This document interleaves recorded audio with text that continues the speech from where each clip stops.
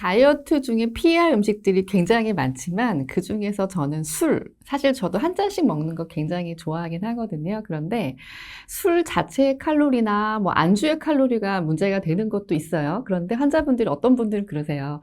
원장님 저 안주 하나도 안 먹고 술만 마셨어요. 물만 안주로 먹었다. 괜찮지 않나요? 이렇게 물어보시는 경우도 있으세요. 그런데 사실 술 자체나 안주의 칼로리보다는 대사에 영향을 주거든요. 술을 한 번 먹으면 그 이틀 정도는 알코올 성분이 우리 몸에 머물러요. 근데 그동안에는 알코올을 분해하느라고 지방 분해를 뒤로 미룹니다. 그러니까 우선순위가 밀리는 거예요.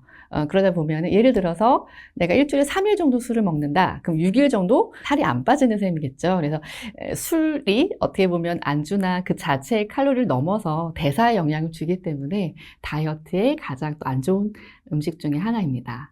또 한 가지는 음료수인데요. 사실 음료수는 술술 넘어가기 때문에 무심코 먹게 되는 경우가 되게 많으세요. 시중에 프랜차이즈 웬만한 커피숍에 파는 그 음료수만 해도 하루 권장 그 당이 다 이제 이미 포함되어 있는 경우가 많기 때문에 내가 식사하시고 후식으로 무심코 먹는 음료수 한 잔이 사실 하루에 그 칼로리가 굉장히 늘어날 수 있겠죠.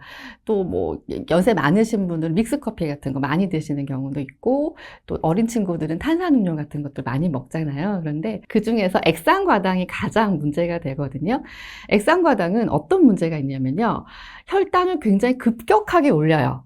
그러면서 우리가 혈당이 올라가면 인슐린이라고 하는 게 분비가 되는데 이게 또 혈당을 급격하게 낮춥니다. 이렇게 되면 내가 달달한 거를 먹고 이미 살이 찌고 있는데도 갑자기 배가 고파와요. 그 액상과당은 물귀신이라고 보시면 돼요. 얘로 끝나는 게 아니라 다른 음식을 또 데리고 오거든요.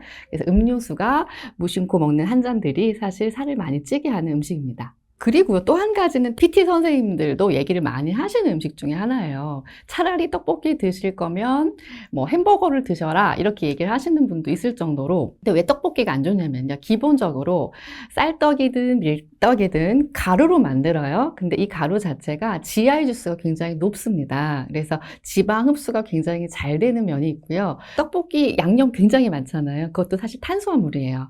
근데 또 떡볶이 먹을 때 우리가 그냥 먹지 않죠. 사리. 그런 것도 넣고, 뭐, 튀김도 넣고, 만두 넣고, 이렇게 되면 탄수화물 폭탄이에요. 그래서 다이어트에 방해되는 음식에 떡볶이를 들 수 있겠습니다. 요즘 보면은 그 떡 자체가 사실 가장 문제잖아요. 그 가루로, 밀가루든 쌀가루든 그 가루로 만들기 때문에 지방을 흡수가 굉장히 잘 되거든요. 그래서 이 떡볶이를 밀이나 쌀이 아닌 뭐 곤약이라든지 뭐 현미라든지 이런 걸 대체를 하면 조금 나을 것 같고요. 근데 어쨌든 양념은 들어가는 건 또 포기 못 하겠죠. 하지만 조금 더 기존 떡볶이보다는 칼로리 낮출 수 있는 좀 건강한 방법이 되지 않을까 싶어요. 또 한 가지 다이어트에 피해야 될 음식 중에서 찌개류 있어요. 근데 특히 부대찌개 같은 거 있잖아요. 부대찌개만으로도 한 700칼로리가 넘거든요. 근데 우리가 그거 먹을 때 밥도 같이 먹죠. 그러면 추가로 300칼로리 추가됩니다. 거기에다가 우리가 사리 같은 거 또 추가되면 칼로리가 점점 늘어나요. 근데 또 거기에 또 한국인의 후식, 볶음밥까지 들어가게 되면 굉장히 1000칼로리 이상의 한 끼에 굉장히 많은 칼로리가 되기 때문에 찌개류, 뭐 부대찌개 같은 것들 다이어트에 방해가 되겠죠.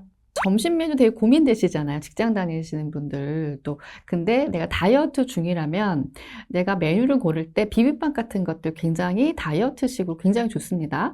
대신 이제 밥을 조금 덜어내고 그 고추장 양념을 조금 줄인다든지 이렇게 야채도 굉장히 풍부하고요. 여러 가지 섬유질도 많고 그래서 다이어트에 굉장히 도움이 되는 비빔밥 같은 것들. 한식이 사실 제일 좋아요.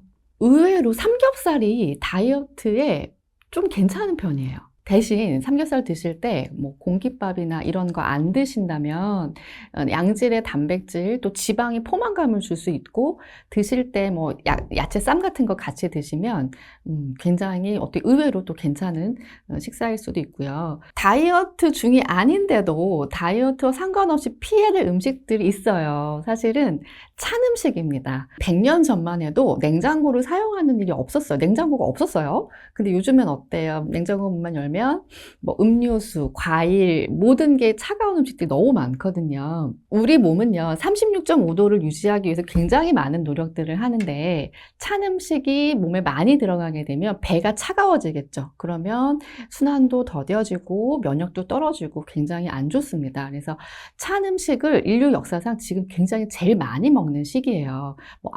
뭐 과일, 뭐 음료수 굉장히 물도 찬 거 드시고, 그래서 찬 음식을 안 드시는 거, 조금 줄여 드시는 거, 뭐 내가 안 먹을 수 없다면 이제 마실 때 벌컥벌컥 드시는 게 아니라요. 오물오물 조금 천천히 드셔서 온도를 좀 낮춰주시면 쓸데없이 우리가 찬 게 들어가면 그걸 데우려고 에너지가 굉장히 많이 쓰이거든요.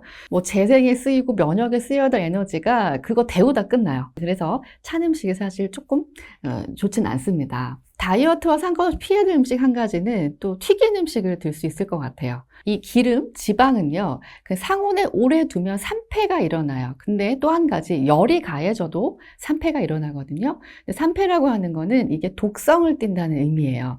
염증을 우리 몸에서 유발시키기도 하고요. 또 예를 들어 암의 원인이 된 발암 물질이 되기도 합니다. 그래서 기름에 튀긴 음식, 또 오래된 변질된 산패된 기름 음식들은 되도록 안 드시는 게 좋을 것 같고요.